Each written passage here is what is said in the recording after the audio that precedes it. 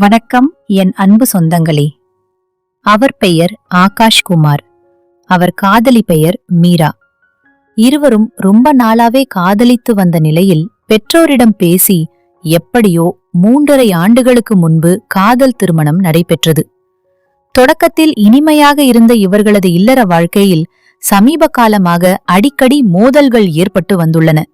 மீரா ஆகாஷிடம் வேண்டுமென்றே சண்டை போட்டுக் கொண்டு வந்தார். அவர் நல்ல வசதியான குடும்பத்தை சேர்ந்தவர். கொஞ்சம் கொஞ்சமாக விரிசல் அதிகரித்த நிலையில் தன் கணவர் மற்றும் அவரது குடும்பத்தினர் வரதட்சணை கேட்டு துன்புறுத்துவதாக மீரா காவல் நிலையத்தில் புகார் அளித்துள்ளார். உருகி காதலித்து திருமணம் செய்த காதல் மனைவி ஏன் இப்படி பொய்யான பழியை போடுகிறாள் என்று ஆகாஷ்க்கு சந்தேகம் வந்தது. குறிப்பாக மனைவியின் திடீர் மாற்றத்தால் சந்தேகமடைந்த ஆகாஷ் குமார் அவரை ரகசியமாக கண்காணிக்க தொடங்கியுள்ளார். அப்போது அவருக்கு பெரும் அதிர்ச்சி காத்து கொண்டிருந்தது. நிக்கில் என்ற இளைஞருடன் தனது மனைவிக்கு தொடர்பு இருப்பதை அவர் அதிர்ச்சியுடன் கண்டறிந்தார்.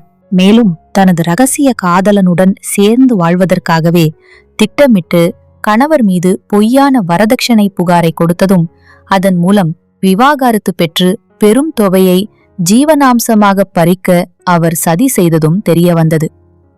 இந்நிலையில் அலிகாரில் உள்ள ஒரு ஹோட்டலுக்கு தனது காதலனுடன் அந்த பெண் ரகசியமாக சென்றிருப்பதை அறிந்த ஆகாஷ் உடனடியாக உள்ளூர் போலீசாருக்கு தகவல் கொடுத்துள்ளார்.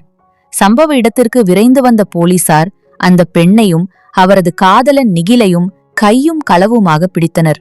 மனைவியின் இந்த மாஸ்டர் பிளான் முறியடிக்கப்பட்டதைக் கண்டு ஆகாஷ் நிம்மதியடைந்தாலும் தான் நேசித்த பெண்ணே தன்னை சட்ட ரீதியாக சிக்க வைக்க முயன்றது அவருக்கு பெரும் அதிர்ச்சியை ஏற்படுத்தியது. இந்த சம்பவம் குறித்து வேதனையுடன் பேசிய ஆகாஷ் குமார் பெண்கள் சட்டத்தை தவறாக பயன்படுத்தி ஆண்களை பகடைக்காய்களாக மாற்றுவதை தடுக்க வேண்டும் என்று வலியுறுத்தினார். வரதட்சணை தடுப்புச் சட்டத்தை ஒரு ஆயுதமாக பயன்படுத்தி தன்னிடம் பணம் பறிக்க முயன்ற மனைவி மீது கடும் நடவடிக்கை எடுக்க வேண்டும் என்றும் அவர் கோரிக்கை வைத்துள்ளார்.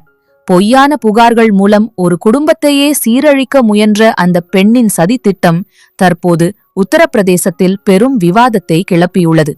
தற்போது பெண்களுக்கு கணவனோடு கொஞ்சம் திருப்தி இல்லை என்றதும் உடனே வெளியே தேட ஆரம்பித்து விடுகிறார்கள். வெளியில் மட்டும் எவ்வளவு நாளைக்கு கிடைக்கும்? இந்த சம்பவம் பற்றிய உங்கள் கருத்துக்களை கமெண்டில் சொல்லுங்க, விவாதிக்கலாம்.